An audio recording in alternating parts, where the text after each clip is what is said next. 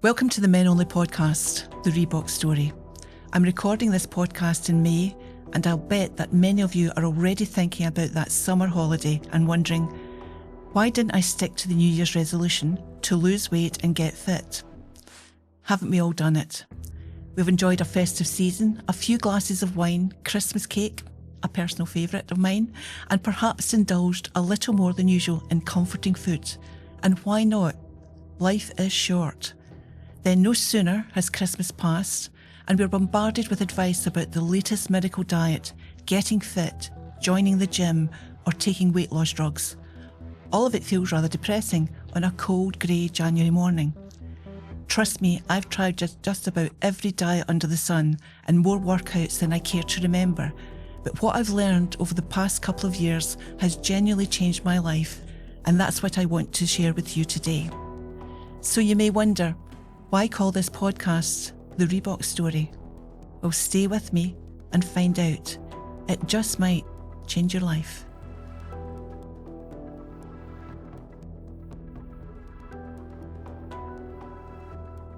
Hi, welcome to Men Only.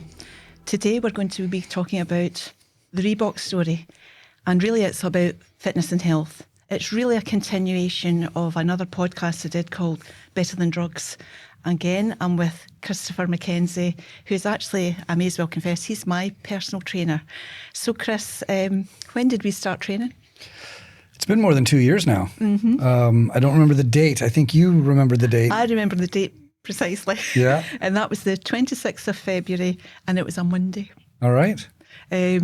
And I remember when I walked in with my friend Jean, the first time to make that appointment. I recall. And we walked in and you were the first, fortuitously, the trainer I met. Yes. And I think what won me over was we were chatting away and you probably thought, middle-aged women.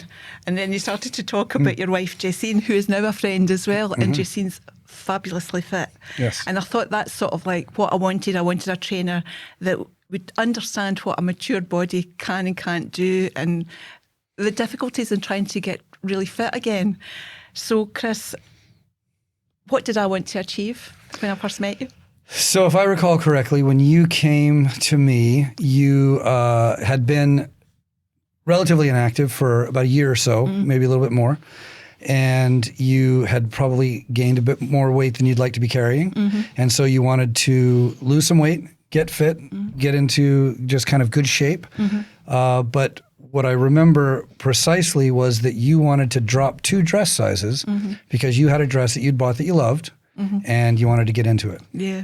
I think that there was another thing. I'd met my cousin's a doctor, and he sort of talked about bone density as well. And I'd been running to get a train in Glasgow Central, and I fell and I broke my wrist. Yes. And I ended up getting it's pinned and it's plates in here, and I thought it's maybe got a point here. So there was also the sort of fitness, the health, getting stronger bones, kind of functionally fit. Functionally fit as we age. That was something. As I've aged as a PT, my clientele has aged along with me, and one of the things that I like to focus on, especially as we mature, is preparing our bodies for the future, kind of future-proofing our bodies. And a lot of that comes from resistance training, lifting weights, getting ourselves doing like functional type movements that you're going to find yourself doing every day. So this will be balance stuff. You may have fallen because you tripped up, you lost your balance and you fell down, and it's just basic everyday things like that that I'm training myself for that, you know? I mean, like I'm trying to get ready for whatever the next chapter of life is and be ready for it, you know, so. I mean, that's what I like about it, because it is functional. You do get stronger and you do feel fitter. If you were to sort of say, I mean, we've been training now for about 2 years. You've got years of experience, Chris. What would you say with the number of clients that you have? What do you think wins the day when it comes to undertaking exercise and trying to be fit? What's the main thing that you would say to a client to be? So if they were wanting to get started and kind of like get in better condition. So most of today I think is going to be very conversational. Oh, absolutely. But because I knew that you were going to ask this, I do have some stuff written down that I would say to someone who was wanting to get started, because there's some really quick answers that I would give that are really general. Right. But I think these are some things I've put it on my page before, and it's just little things that I think people should know when they're getting into it. Right. So what I was one of the things that I would say is getting fit isn't really about having like the perfect plan. It's about building a system that you can stick to. That's very, very important, because if you put together something that is unsustainable, that you're not going to enjoy, and that you're going to dread going to the gym for, you're not going to continue. Yeah. You're going to give up. So I think most people fail not because they don't know what they're doing, although there is quite a lot of that. If you've spent any time in gyms, you can look around and tell, like, these people don't really have a plan that they're following. Yeah. They're kind of like looking at machines or watching other people and say, okay, I think I'll do what they're, and they don't really understand how to train for their goals. And so it's not always, though, that they don't know what they're doing. It's that they may try to do too much too fast. Yeah. And so one of the things that I kind of attributed that to, I call it kind of the Instagram influencer effect. Of course. Okay. People see these things on Instagram or TikTok. Yeah. They see these complexes, these people that are doing like these insane workouts, and they just go, I'm going to do that. And what they don't realize is that whatever a lot of these influencers are doing, they didn't actually do that to get the body that you see. Absolutely. I was going to talk about that. They're saying, like, I'm going to do 20 deadlifts, and then I'm going to do 20 crunches, and I'm going to jump on the treadmill and do 200 meters, and then I'm going to come over here and I'm going to do, and they do all these things that are kind of really intense. And so I think when people start out, it's best not to try to do too much too fast. Yeah. Start simpler. Start simpler than you think you need to, and then just build momentum from there. So these are some of the I'd say the top 6 that I would tell people when they're wanting to get fit. Right. Focus on consistency over intensity, and I know we'll get to that later as well. Absolutely. Build a balanced routine. Right. Something with strength, cardio, daily movement, things that you that are diverse, so that you're not just focusing on one area of fitness. Yeah. I think building a balance, like what we do. We do some really intense conditioning, but we also go down and we do some heavy lifting. Yeah. Don't ignore nutrition. Yeah. I would say that nutrition is one of the most important pieces of any fitness goal. Whether you're bulking, whether you're cutting, whatever it is that you're doing, if your nutrition doesn't align with what your goals and what results you want to see, you're going to get frustrated, because you're not going to realize, I'm lifting so heavy and I don't see the muscles, or I'm training, I'm running, and I'm doing all this stuff and I'm not dropping the weight. Yeah. And what they don't realize is that a nutrition plan is really, really important. It needs to align with your fitness and what results and goals that you have for that. Yeah. Also, expect slow, steady progress. I think people don't realize how long it takes. This is a marathon. It's not a sprint. Exactly. And so people think, I'm going to start training, and if I don't see results in a month, I've had a client say that to me within the last couple of months, after 30 days, I'm just not seeing the results that I thought. And I said, minimum 90 days. For what he and I are doing together, I said, you need to give yourself 90 days of consistent training, of being on point with your nutrition, for you to start seeing results. Yep. That's realistic. I think it's realistic. And then choose activities that you enjoy. Yeah. Okay. If you hate running, don't run, because then you'll stop. Yeah. You won't want to do it anymore. Yeah. Choose something that you're actually going to look forward to, that you enjoy doing, because that's really important for sustainability. And then start now and adjust later. There's so many things you've said there, Chris, that I'd want to get into more detail about. But we will, and we can. Yeah. But I mean, you don't need the perfect shoes. Yeah. You don't need the perfect plan. You don't need the perfect workout outfit. Yeah. You need to start, and then start making adjustments as you go. Right. And start realizing, I might need some shoes that have a little bit more stability. Yeah. Or you might go, I need to start fine-tuning this plan because I'm getting into training, but I'm not really sure where to go with it. Yeah. But just start, show up, because you've heard me, the whole consistency thing, and I know that we'll get to that. Yeah, I think the thing is about, when I think about myself and Jez, we always had a to-do list and we were going to get into the gym, but the amount of times we prevaricated about it, and you put these blocks in your head, when really you should just walk into a gym and have a go. Yeah. And the thing with most gyms, Chris, you know that there'll be trainers there, you can get your first free session with a PT. That's right. Just to show you how to use the machines and to feel comfortable in that gym. But I think the thing that always strikes me about, I think it's not just gym work. I think it's about anything you want a result, you have to be consistent in it. Absolutely. And you've got to have that mindset to sort of say, I hate it when people say they're on a journey. You're not on a journey. What you're on is you've got a series of objectives that you want to hit. Yes. And once you've got those objectives, for me, it was just like, originally when I started to see you, Chris, it was 3 times a week. Now it's down to 2. But the rest of the time I'm training on my own because you've given me the knowledge to be able to train on my own. And you're doing that diverse thing that I mentioned in there, where you're actually... On those days you're working in cardio stuff, you're doing your rowing, and then we do some of the more technical stuff when we're together. Yeah.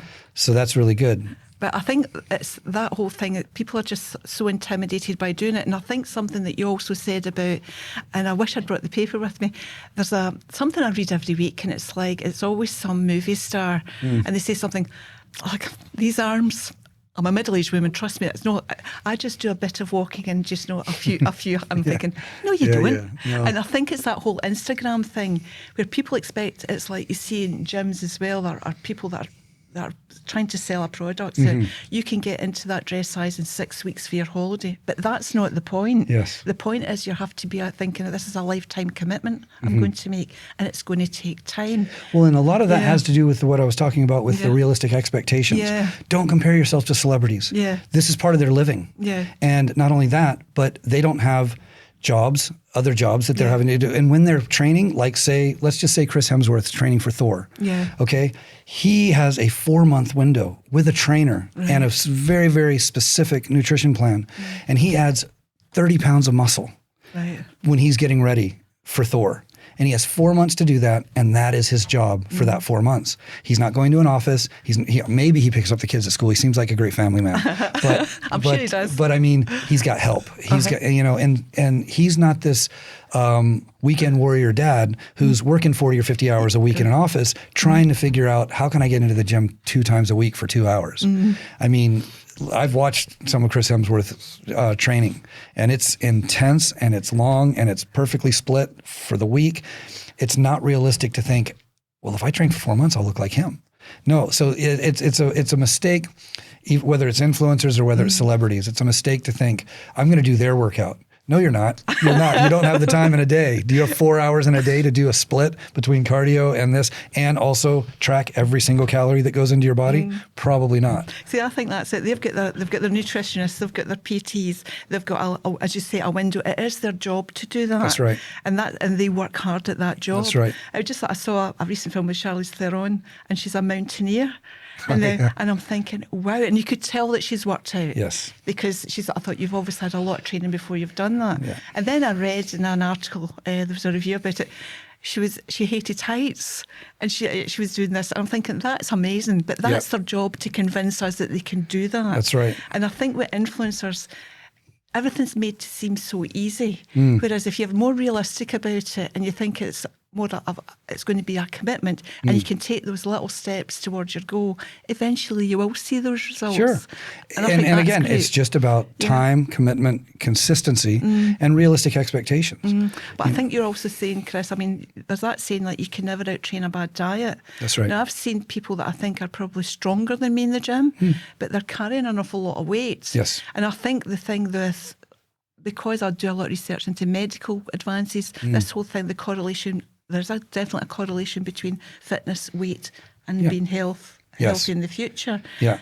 And I think it's also in tandem with getting fit. It's learning what the right food is for you to eat. And I think a lot of people fall down there. Well, and it goes along the lines again with, what are you realistically able to do about your nutrition plan throughout the week?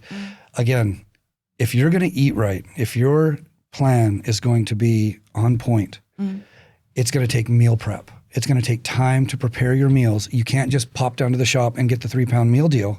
You know, well, that's great for convenience, and it's great for speed, for getting your food quickly. But getting the right food in usually takes forethought. It usually takes some preparation time. And it takes time. You got to go to the shops. You got to know what you're buying, and you've got to buy enough that's going to last you for that week.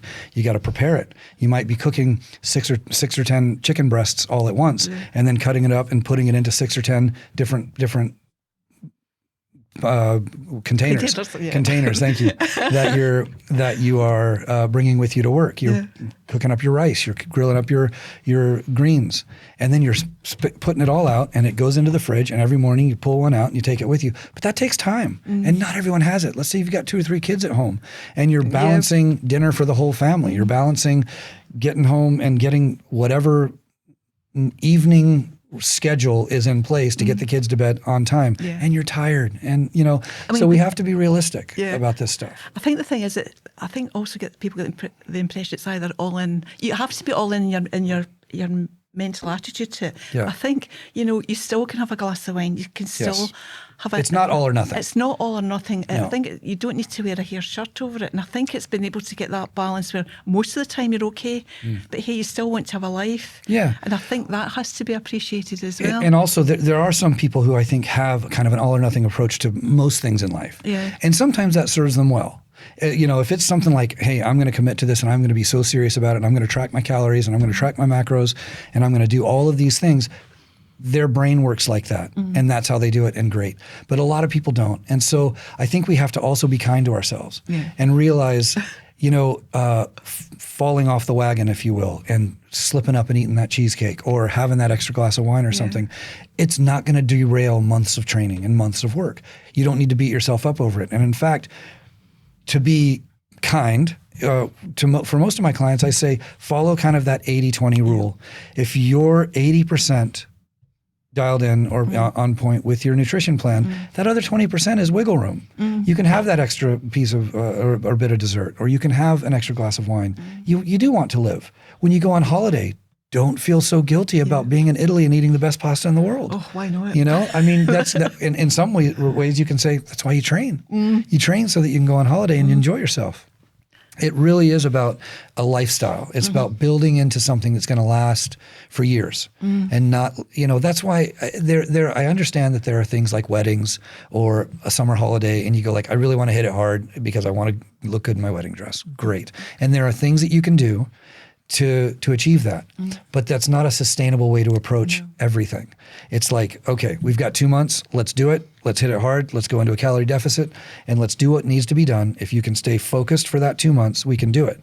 But don't think you need to be in that calorie deficit for a year. And I know women who do, I know some men who do, who try to live annually. And I usually say, be in a calorie deficit for 3 months max. 2 weeks is okay. I've got clients who are already preparing for summer, and we're starting to move into that kind of cutting phase. Yeah, you can tell in the gym. Yeah. And it's like you are going to notice a dip in energy. You're going to notice a dip in strength. When you start taking calories away from your nutrition plan, where do you think you get your energy? You get it from the food. So when you start cutting that 250, 400, 500 calories from your daily intake, you are going to eventually be like, I don't have that extra boost that I used to have. Fine. It's only for 8 weeks. And you want to see your abs. Okay. Let's do it. And then as soon as you get on holiday, scarf up as much food as you can and enjoy a couple of cocktails or whatever. I think that's the thing. We've spoken about this before, Chris, and for me the jury's out because I don't think the research is there about all these weight loss drugs, and there's always pluses and minuses, and it's like with any drug there's always side effects. I mean, things like that have just come. It seems to be every day I read something. One day it'll be it'll be the double page fashion spread. I'm on this weight loss drug and this is the clothes I like, and they look fantastic. But then of course there was one particular woman I was following, and then she sort of realised she was losing her hair. Yes. So that's, and women, I think anybody's quite sensitive about that. So it's hair loss I've been reading about, gallbladder operations, loss of appetite when you're even off the drug, like Sharon Osbourne, and then you've got the weight gain as well, because people keep talking about food noise, but I think that gets back to the whole nutrition thing. If you know what you're going to eat, I mean, if I know if I'm going to have a heavy workout, the night before I make sure I have some carb as well. Carb isn't an enemy either. I think there's that perception. That's where the energy comes from, and that's where you get that sort of boost again. But I think, although when we were speaking to Chris and the Better Than Drugs podcast, I could absolutely see why he was saying people that are diabetic or heavily overweight, it's a great kickstart. Yes. But yet again, as I say, because the jury's out, I think it does come back down to being able to know what your nutrition is. And I think that's lacking. Absolutely. Anytime something like that hits the market and there's not a lot of research, we don't know what the long-term effects are. This is just common sense. It's not like I've come up with this. I would always say, tread lightly. Don't jump in and start going like, I'm going to take something that was designed for someone else with other conditions just because weight loss is a side effect. And I can take it and all of a sudden I won't be hungry. Now listen, I did have a client who did take Ozempic and it changed his relationship to food. And he would start explaining to me like, yesterday all I had was 2 pieces of toast and a bowl of cornflakes. And I said, well, that's not actually good. You're not getting the nutrients that you actually need for the training that you're doing. You need to be, he was a relatively big guy. You need to be getting 200 grams of protein in per day minimum, because he was heavier than needing that. Right. And it did work for him. And like I said, he tread lightly.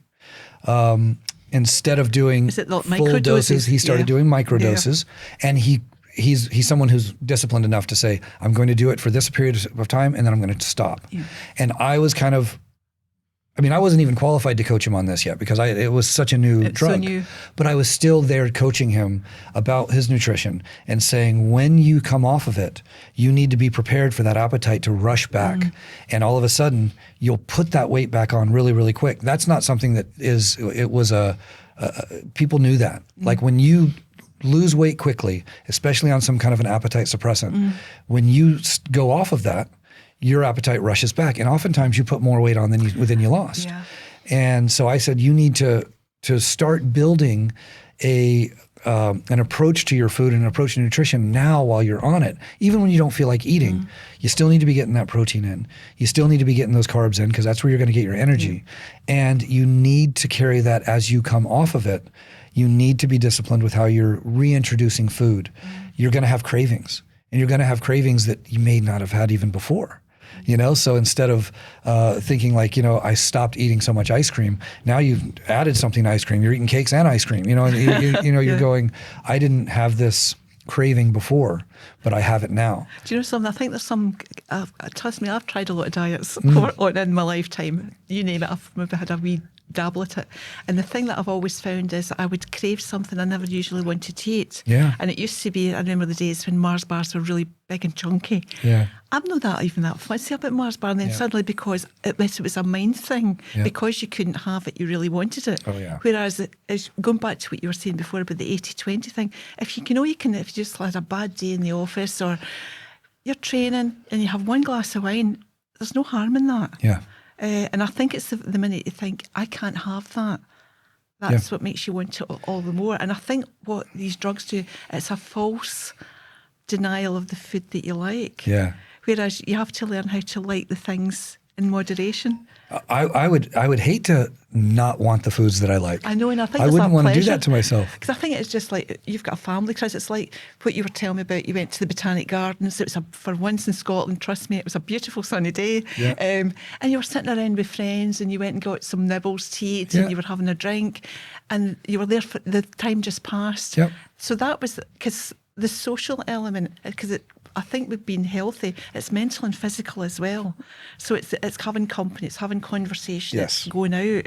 So I think it's having to, I feel as if somebody's going to be so severe in their restriction of diet and food, they're never going to go out. No, and that's one of the things that comes back to what we were talking about is design or have a plan, whether it's nutrition or fitness, that works for you. Don't try to change who you are entirely, change your personality, your mindset, all that kind of stuff. Be realistic about that. You don't want to be so restrictive because, like you said, it's going to make me want things more. Allow for you to enjoy it. I mean, really, really restrictive diets, again, are unsustainable. And then when you mess up, when you slip up, you kind of feel really guilty. And you don't want to feel guilty about food. No. You don't want to have that relationship with food. We have all kinds of relationships with food that are, it could be comfort. It could be, it could be hate. We hate food. I've had clients who I almost I don't force feed them literally, but I almost have to like demand that they eat. Of course. Because the relationship that they have with food. Now, you know what? It's the one I'm thinking of in particular, he used to be really heavy as a child. He was really heavy as a child. He grew up with hearing the whatever jokes or slurs or whatever and he has this really, really bad relationship with food because of that. And I said, you can develop a really healthy, good relationship with food and not worry about gaining weight that you don't want to gain. I think that's true. I think that's another reason where it's not just about losing the weight, it's the reason why you eat. Because as you know, I was in a former job I absolutely loathed, and I did comfort eat. Yeah. I definitely did, Who takes one Pringle? Nobody on the planet takes one Pringle. No, and that's what they're designed. And of course, you get food that's designed for that, so that you take one and it's designed so that you want to keep eating it. That's right. But I think there's all those things like emotional dependency, a bad childhood, somebody saying making a comment. I think it could also go back to this whole Instagram thing, where the perception of everybody's perfect life, but nobody's perfect. No. And there's no perfect plan. No. And I think you have to be realistic about that. No, I think that's really important. I think what you just said, there is no perfect plan. There's a plan that works. There are plans that will give you results. There are plans that align with your lifestyle, but there's no such thing as a perfect plan. Yeah. And let's just say hypothetically that there was a perfect plan.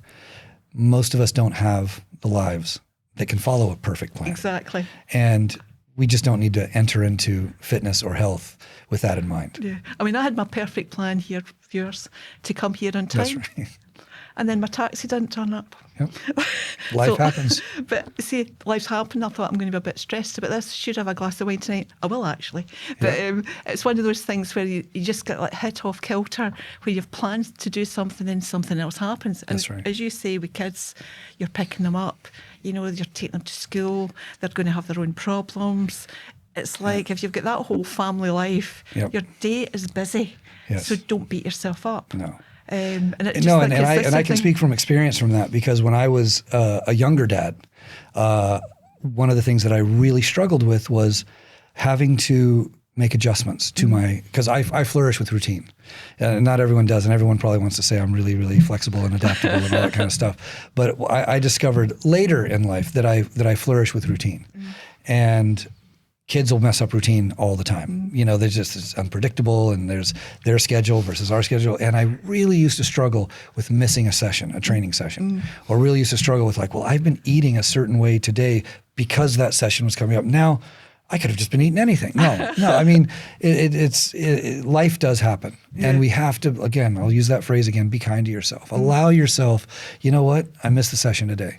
It's a marathon, not a sprint. Yeah. We're not going to lose all our gains because we didn't make one of our sessions. I mean, I think I'm so convinced, especially because there is medical evidence to show how beneficial exercise is. In another podcast that we did where it was the same one, I think, with the doctor, we talked about that gold standard review where it was like a bowel cancer test in America, thousands of patients. They'd all had cancer, and then they were split into two groups. One group had a PT and went into a physical exercise program. The other one just got a leaflet and said, "This is what we should like you to do." Yeah. And it was proven without a doubt that it was reduced the recurrence of cancer by about 30%. Yeah. But it's what the doctor was saying when we were discussing. Now doctors are talking about social prescribing. It might not be going to a gym, but it could be doing a bit of gardening, walking, doing something. But at the end of the day, if the NHS I think they spend about 300 million a year on prescriptions that don't get used. Yeah. Now, wouldn't it be better, the NHS, hiring PTs? Paying me.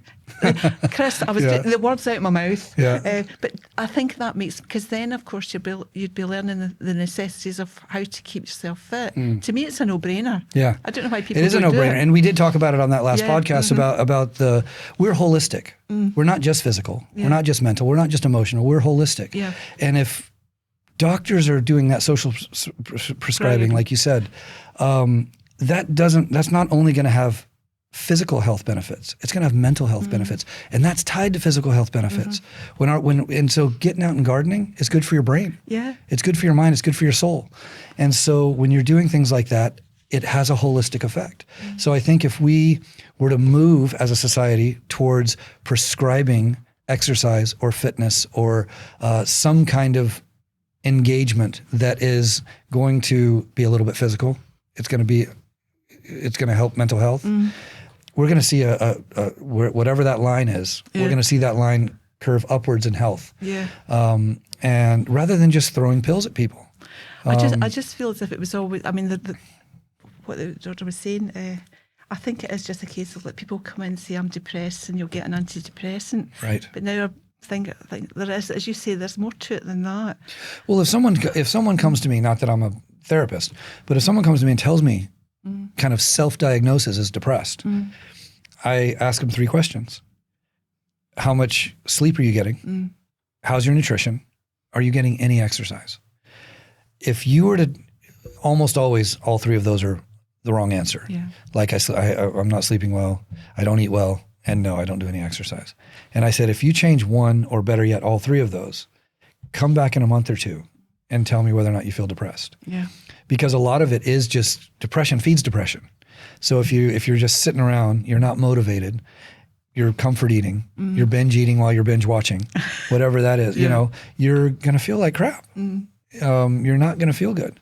And if you make some changes, and those aren't radical changes, like I said, you don't have to have the perfect plan and be so intense. If you just add 3 walks per week that you're not doing right now, let that be a start. Change a little bit of how you're eating. Drop some of the things that you know are bad for you, the Pringles, or excessive drinking. Pringles are history now to me. Yeah. There are those things that we do have to be restrictive about, because we actually know. Because you said, who can eat one Pringle? Nobody. Can anyone not eat the whole can? Nobody. That's the challenge. If I get a can, I'm going to look down at some point and go, that's why they're all gone. Buy the wee cans. The wee ones, yeah. So yeah. So Chris, at the back, right at the start of this conversation, I sort of said that I'd bought this Reese-dress that I can get into, and I thought, this is the Reese-dress. That's right. Thank you, Reese. It's absolutely beautiful. And I thought I had to wear it today, because to me, I think also, see if it helps. As I say, don't talk about going on a journey. I had this hanging in my wardrobe, in my bedroom. I see it every day when I woke up, when I went to bed at night. Although it was like a visual reminder, it just helped me thinking, this is what I'd really like to get into. And I think if you get that sort of like, this is where I want to be, it helps. It gives you little visual reminders can be incredibly motivational. And so, I mean, I've never done this myself on a fridge, but I have had either friends or clients who, let's say there's a celebrity who has a body that they like. Yeah. They put it on the fridge, and they kind of think, I'm going to go in for that. No, I'm not, because I want to look like Ryan Reynolds, or something like that, right? I want to look like Chris Hemsworth. And it's just that little extra motivation that I'm not going to get there by opening this fridge and grabbing something I shouldn't be eating right now. Yeah. Hopefully your fridge is full of healthy food as well. Absolutely. But it's not always about that. It's also about when you eat. We get those midnight cravings, or something. I'm just going to have a little something. And it's like, no, you don't need to. You're bored. Yeah. Or you feel like you have to eat something while you watch something. But I find sometimes, Chris, now that they say sometimes you're just thirsty. Yeah. Just make sure you're topped up with if you are hydrated, if you're drinking the amount of water that you should be drinking during the day, that's going to be huge hunger. That's going to curb your appetite. Yeah. Drink your water, 2-3 liters a day, and you'll watch your appetite drop. Because they sort of laugh at me at work, because in the morning I get my big jug of water, take it to my desk, and sort of say, what? But they've got used to it, and I says, try it. You won't be as hungry. Yeah. And I think they're beginning to twig to that. But it's just like a simple habit. Yeah. And then you just sort of get used to it. But when it's not sitting at your desk, your mouth's probably dry. Yeah, I'm just so used to having it there and sort of topping it up. Yeah. And it's like what you said before, because things become habits. Yes. And then you just don't even think about it. It just becomes part of the routine of what you're going to do. But obviously this podcast is called The Reebok Story for a reason, isn't it? That's right. It is. Now, these are my Reeboks. Now, I love these Reeboks, and I wore them since I started seeing Chris, and this is what it looks like after 2 years. They're split, they're falling to bits, In fact, I was so desperate to get another pair, I had to sent to America to actually get them. But that shows you what 2 years training does. And I'm keeping these because these are a symbol of like, this is what you can achieve. You'll need to buy another pair of Reeboks, but hey. I mean, I think we're doing this because you had those, they were falling apart. And I said, when you replace them, don't get rid of them. I said, those shoes tell your story. Yeah. There's a few things I think about I know you don't like the word journey, but the journey that you've been on, there's a few things that tell, I know, that tell your story. But this is one of them. And you went through a massive transition the year that we started. I mean, getting into fitness, changing jobs. And I remember just saying, you're like a new woman. When we started, you did kind of hate your job. Oh, loathed it. And it did come through, like just in your overall demeanor. But then you got a new job that you loved. And it was, you were like a flower opening, right? And you had started training and you were dropping weight and you were getting stronger. And it was just like, who's this? This is not the woman that walked through, that I met at the front door of the gym. And so I wanted you to keep those because they just tell such a great story. I mean, imagine what if they could talk, ow, ow, ow, ow. What do you mean he's giving me extra weights? But I think when I look at them, it was like 2 years hard work. Yeah. But I don't see it's hard work, and I think I've got the advantage. I really enjoy it, and I love a challenge, and I like the way you sort of throw things at me and you push me. But that's me, my personal style of how I like to train. Yes. Everybody's got a different way that they want to be with a PT. I think that our relationship was, from a fitness standpoint, certainly was a match made in heaven, because the style that I train, it doesn't suit everyone. Now, it would work for everyone, but some people just hate what you do twice a week. I mean, they'd rather just lift weights, and sometimes we do. And you hate that because it's boring. Like I know what I felt with weights, and I never really understood it when I saw guys doing it, but I sort of get why guys do it now. When they lift such heavy weights, like doing a deadlift, and then they have to rest. But then I realise, what are they lifting? Yes. And it's because I like really fast. Yeah. It's having to sort of stop and realise you do need to break. Yeah. Because you need to get your breath back, and then you'll lift better. So when we're upstairs, when we're doing the complexes, we want short rests. I don't want your heart rate to come down. I want you to that's why we've built in the 15-second, take a breath, and then get right back to it. That's a different kind of training. Yeah. You're not putting the strain on your muscles and all that kind of stuff that you do when we're doing resistance training. So you can, and this is what I'm pleased with as far as your development, is that you're seeing the different kinds of training. You're seeing the different kinds of stress that you can put your body under, and what kind of recovery one needs versus what kind of recovery the other needs. Because when we're doing resistance training, if it's deadlifts or if it's bench press or whatever it is, if you don't need to rest before the next set, you didn't work hard enough during that first set. I get that now. The muscles need to recover, even if it's only 30, 60 seconds. 90 seconds sometimes, they need to recover before they lift weights again. Whereas when you're doing kettlebell swings or wall balls or the rowing machine or whatever it is, and you're going back to back to back in these complexes that we design, they're ideally, you're not taking breaks. You're increasing your endurance, you're increasing your conditioning, improving your conditioning. And so that's... But of course, I'm going to have to blame Chris for something because of his training. Because I love exercising, I'm now going to be training as a personal trainer, and you're going to be my mentor. Yep.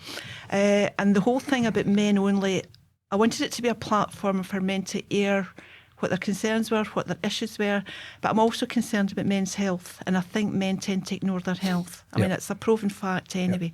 So what Chris is going to mentor me through my training, and hopefully, I don't know if I'm going to pass as a personal trainer, but we'll give it a crack. We're going to do mini workouts to just get anybody who looks at them started, and they won't cost you anything. They'll be on the website, they'll be in Spotify,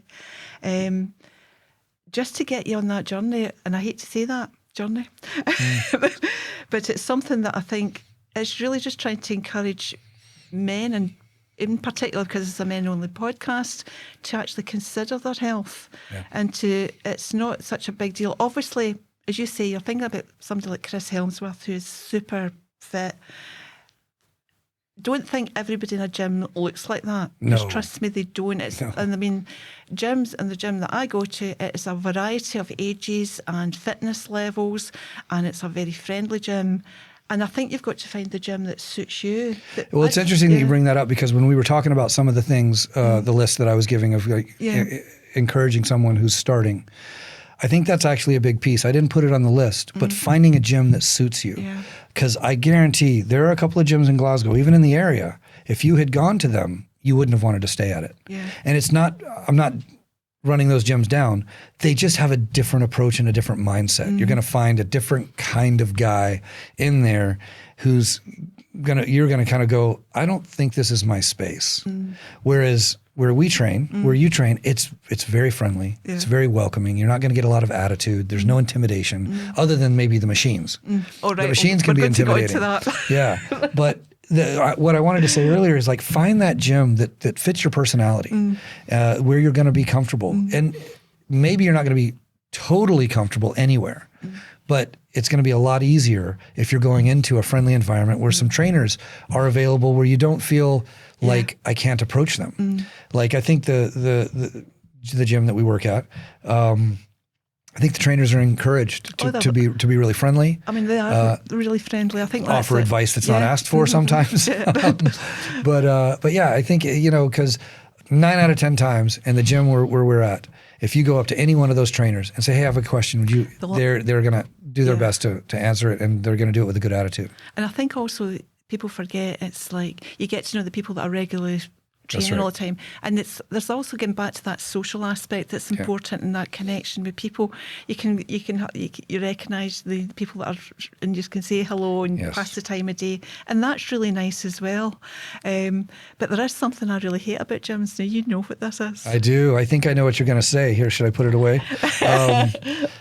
And just so you know, before I left the gym today to come here, a member came up and said, I've got a rant. I've got to get something off my chest.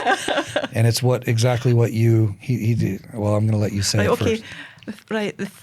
The three things that Chris would probably say that loves about gyms is, like, your consistency. That's the most important thing. But you need to get into the gym and able to do your set. Yes. Now, what I've found recently is it doesn't work by osmosis. You can't sit in a machine. It doesn't work if you just sit in it and you're on your phone for 10 minutes, because it's like what Chris was saying. If you're going to do a set, you're trying to build, like, your heart rate up a bit, and you have to keep going, and you're moving from machine to machine. But what I found recently, and it's driving me crazy, is that people are just sitting in machines. They just come in or else they're doing a bit of exercise, then they're sitting in the phones for 5 minutes. What's the point? And that's something that's a tell for me. They don't actually understand the dynamics of training. Whatever it is that they're doing, they don't need a 5-minute rest between sets. They need a 2-minute rest maximum for what they're doing. We don't have any power lifters in there who are deadlifting a bus and then taking 9-minute rests between lifts. Most of the things that everyone is doing in there, maximum they need a 2-minute rest. And that lets me know you don't have a plan. You don't realize that you should be going 3 minutes ago. And it also frees up the equipment because this is not your home gym. There are other people waiting. So that's what this guy was saying to me before I left. Oh, did it? As he ran up and he just said, they should be banned. They should be banned. Was he one of your clients, Chris? He's not one of my clients. It's one of those guys that we have the head nod. We recognize each other all the time. We say hello, we say hi, but But he just said, but they should be banned. He says, I went up to a guy and I said, how many sets do you have left? And he said, just one. I was like, oh, great. Okay, good timing. And he said he got on his phone for 5 more minutes before he did his last set. See, that I was really hacked off it. Right, I'll tell my personal story. Right, I've got my routine when I'm using the functional trainer, and I'm building up my weights, and I'm getting to the last set, and I'm alternating from both machines. You're supersetting. So I'm supersetting, and anybody that sees me in the gym knows that I'm supersetting. This guy comes up and starts to use the machine that I'm just the pulls I'm just going to do, and I just looked at him as to say, do you not think you could have the courtesy to ask? He knew you were using it? Yeah, he knew I was using it. I'm thinking, he says, I says, yes. And I gave him, I believe now I've got a ninja look, because I wear black all the time. The balaclava, maybe. No. And it's just like, if I wear a balaclava, Chris is going to have me rappelling down a building. Yeah. So it's just that thing, there's a courtesy, there's also manners in the gym. Yeah. So there's no harm in getting in. Well, this is probably an entire different podcast, which we don't need to do. But gym culture has changed. All right. It's just like society has changed. Like the different generations are different. And one of the things that I kind of maybe a pet peeve is that gym culture, you did used to, hey, how many more sets? Do you mind if I work in with you? See, that's okay. Or you could come over and someone say, hey, would you mind spotting me? I'm going to do something. It never happens anymore. And maybe it's the advent of the headphones. Everyone's got their earbuds in. Everyone's on their own journey, right? Like in that moment, they're listening to what, and it's, I'm not here to socialize. I'm not here to which is sad, because a gym could be a really social environment. It did 25, 30 years ago. That's probably where the term gym bro came from. I mean, like, you were bros with the guys that you only saw them in the evening because you all worked other places. Yeah. And maybe you built enough of a rapport or a friendship in the gym that you'd say, hey, several of us are going to grab a beer afterwards, let's go and hang out. But gym culture has changed. And so there's not the camaraderie that there used to be amongst people that lift, but it might be because the people that lift have changed too. Oh, right. It really did used to kind of be dudes, athletes, guys that are kind of still trying to stay in shape, but they're going to go in, they're going to lift heavy weights. And maybe the women stayed in where the machines were. Right. That was 25, 30 years ago. Now you got women in there, I'm going like, look at what they're hip thrusting. Look at what they're squatting. It's like. It was a real, when I think, what on earth is that woman doing? Yeah. And when we were down last week, and it was the yoga teacher, and it was, her balance was amazing. Oh yeah. She was doing Bulgarian split squats. What on earth was she carrying? It was something impressive anyway. Yeah. And I'm thinking, yeah. Things to learn. One of my clients. But I think I think you've just got to find the right gym. You've got to sort of focus. I think I read something that Arnie Schwarzenegger said, and he says it's the 30% rule. And he was talking about guys that lift really weights. Yeah. And I think he was talking about much the same thing. He says if you're in your phone, your performance drops 30%. He says, he says, don't think about that just as when you're in the gym. Think about that in life. 30% you're not paying attention to your marriage. 30% you're not paying attention to your job. So he tied that all in. Yeah. And I thought, what you should really think of as the gym is like almost like a digital detox. Put your phone in the locker and forget. Are you that important that you can't be away from somebody for an hour? It's not that. Are you that bored? Yeah. To do a 90-second rest. Yeah. Where you're not looking at your phone. Now, to be fair, I know a lot of people might have their programs on their phones.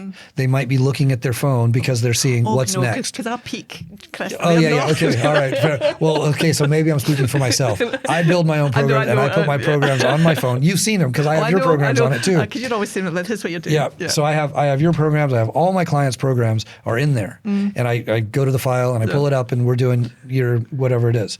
But even if I were going to text someone or a client on my rest between sets, some clients think maybe I'm always looking at my watch to find out when their session's over. It's not. I've got this right there and I hit 2 minutes, and that 2-minute rest, when that beeps, your next set is up. Yeah. And I do that, and I do it for myself. So it doesn't matter if I am scrolling. It doesn't matter if I'm texting a client. Whatever I'm doing, when that beeps, I know, put the phone down and I'm going to go, But that's a discipline, Chris. I don't think most people have that discipline, but I think it's a generation thing. She brought up with always having a phone, but I think there's been numerous articles about how bad it is for you to stay in your phone and trying to stop kids. They're probably going to be the downfall of humanity at some point. Let's be miserable. Yeah. I mean, it's gonna. I mean, we've got every bit of information and human history in our pocket. Yeah. We have access to it. Yeah. Right. And now with AI apps, we don't have to think anymore. We don't have to think, you could just, hey, whatever AI app you use. AI is never going to replace personal trainers, let's face it. No, I mean, it won't for some people. I agree. I think there's going to be some people who I show up to the gym because I'm showing up to my personal trainer.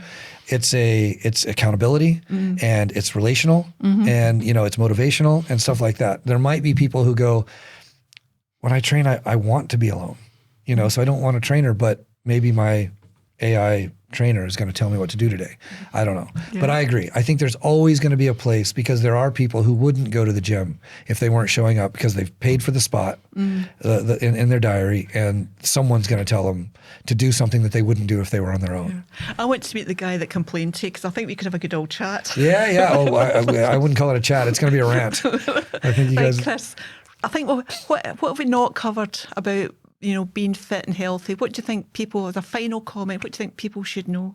Well, I mean, I think it's probably going to go back to one of those things in the list that I talked about. Just start. Just start. I mean, listen, the world is full of people who are going to start tomorrow. Yeah. And I understand practically a lot of people will have to start tomorrow, but that it's a euphemism for just saying, like, don't put it off. Yeah. Don't wait until tomorrow. Right. You don't know everything about training. You don't have everything for your training, but you probably have a pair of shorts and t-shirt, and you have some trainers, and you can show up and you can join a gym. Ours is pretty cheap.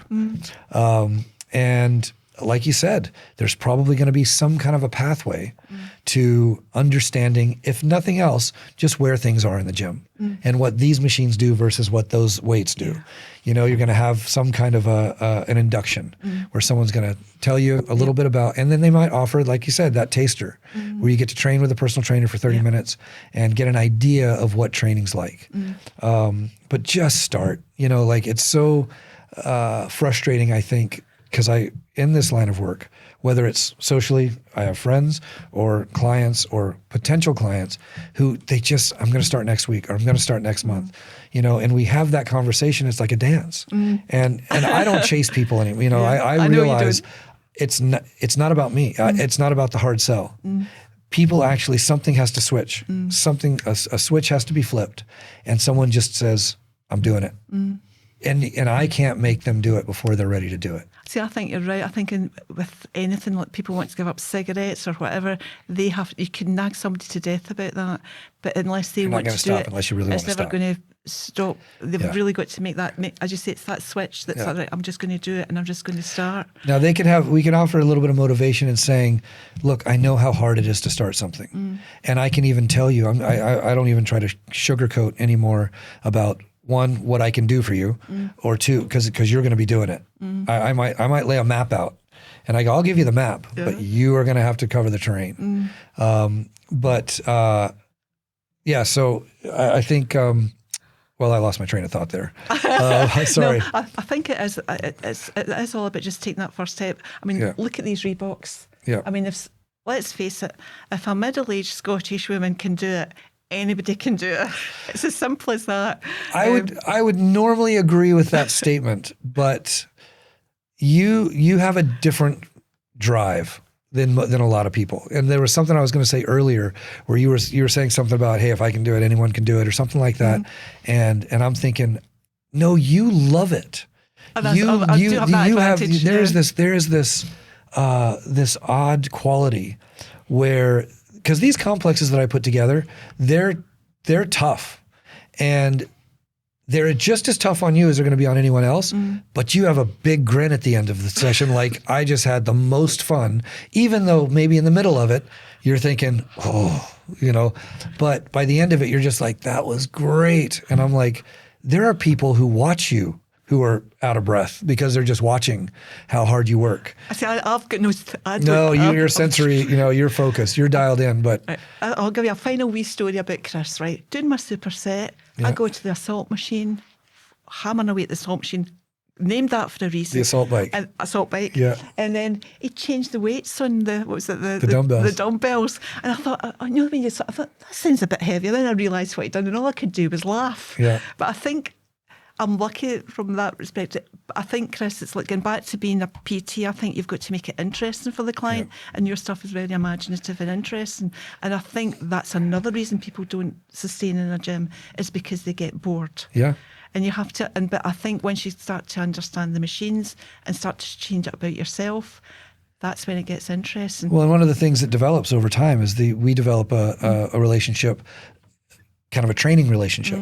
And if I put in clean and press and I watch you do it and I go, that was just too easy. Like, I mean, that weight used to be challenging, but she's ripping through those things faster than I want her to be doing it. I want her to be struggling a little bit more, maybe in that particular part of the complex. And so I was just like, the weights are too light. But that's, again, that's coming back to why the advantages of a PT who can watch you do that. Because sometimes you can, if you enjoy it, and it's a wee bit easier. Well, when you're doing this for as long as I've been doing it, I mean, it might sound silly, but the speed with which a set goes, I can almost know we're going up in weight because you did that with some left in the tank. If the rep range is 8 to 10 and you stop at 10, I'm like, you still had 3, 4, maybe 10, 5 sets left in, 5 reps left in you, which means it wasn't heavy enough. God, I'm going to have to start lying. Yeah, right. Well, no, I have some clients who have figured that out. So, Chris, right, it's basically just do it. Yes. That's the message. Yeah, I mean, to coin a phrase. Just do it. Yeah. Who said that? Yeah. So what I would say, as I said before, me and Chris is going to be my mentor. I'm going to start to try and train to be a PT. We're going to do some like small videos. They'll be up on, I'm going to start an Instagram account. I've got Spotify, and you'll be able to, I'll send out a sort of LinkedIn post and you can just tune in and have a go. And that's all I want you to do, is just to have a go. You can do it it'll be stuff that you can do in your house. Yeah, that's what I was going to say, is be specific. Be clear about that. It's not going to be stuff that you have to belong to a gym, and it's not going to be stuff that you have to have a bunch of equipment. Yeah. It's going to be body weight stuff that you can do at home. Yeah. We're going to do a little 3-minute video that doesn't mean that the little session is 3 minutes, but we're going to take 3 minutes to show you what to do, and then you're going to say, and you're going to do this amount of times. Okay. Yeah. That sounds great. Well, so we've got a plan. We've got a plan. We've got a plan. Keep tuning in to Men Only. I hope you've enjoyed this conversation. Chris, thanks so much. It's been a pleasure. It's been great. Yeah. Right, we're done. Glass of wine time. All right. Thank you. Sounds good. Well, now you know. My Reeboks, as you see, worn out, falling apart, are a testament to regular gym attendance. And I can honestly say that today, I'm the fittest I've ever been, and I feel the benefits every single day. Going to the gym was always on the to-do list for both me and Jez. Like so many things in life, we kept putting it off, and I sincerely hope and wish we'd had the chance to do it together. It would have been an absolute blast. Jez always made me laugh, and I'm sure he'd think this whole thing was a hoot, especially my reaction to mobile phones in the gym. Now, if you're still not convinced by what Chris and I have discussed, let me leave you with a quote from Arnold Schwarzenegger. Arnie, who doesn't love a Terminator film? This is a man who undoubtedly knows a thing or two about fitness, and this is an important point Arnie had to say. Motivation follows action. It doesn't lead it. He also said that if you're waiting to feel that like working out, you'll spend your life waiting. For Arnie, it's consistency, reps, forming a habit. He also went on to say that the habits take 2 to 5 months to be established, which at that time a lot of people quit, just when it's beginning to work. Don't believe the 21-day myth. So remember, motivation follows action. Keep going, keep showing up, and don't quit just before it starts to work. Now, if you'll excuse me, it's been a really long day. I'm off home to watch Terminator Dark Fate. Arnold may be the famous bodybuilder, but I'm actually aiming, obviously, for Sarah Connor's level of fitness. Mind you, if a time-travelling robot turns up before I've finished watching my film, I'm in serious trouble. So see you next time. Well, hopefully.